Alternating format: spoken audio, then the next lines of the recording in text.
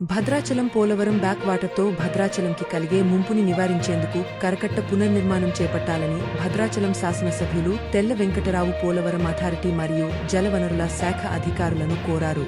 Polavaram back వాటర్తో గురయ్యే ఉప్పుపై అధ్యయనం చేసేందుకు భద్రాచలం విచ్చేసిన పోలవరం అథారిటీ జలవనరుల సంఘం ప్రతినిధి బృందాన్ని గురువారం స్థానిక శాసనసభ్యులు వెంకటరావు కలిసి పలు అంశాలను చర్చించారు.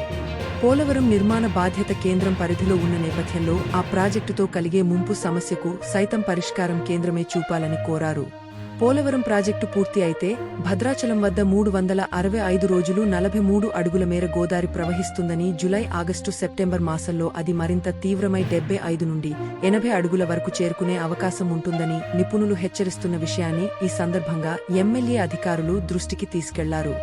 పోలవరం ప్రాజెక్ట్ బ్యాక్ వాటర్ నుండి భద్రాచలం పట్టణాన్ని కాపాడాలంటే కరకట్ట ఎత్తు వెడల్పు పెంచక తప్పదని ఎమ్మెల్యే స్పష్టం చేశారు.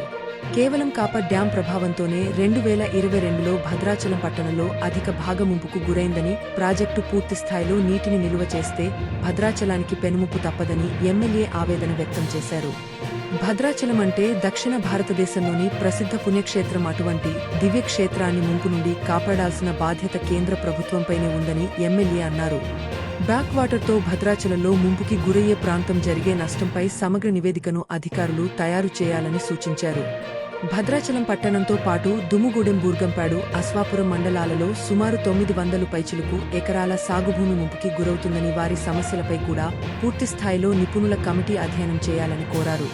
అధికారులను కలిసిన వారిలో కాంగ్రెస్ పార్టీ నాయకులు రత్నం రమాకాంత్, భీమవరపు వెంకటరెడ్డి తదితర ప్రజాప్రతినిధి బృందం పాల్గొన్నారు.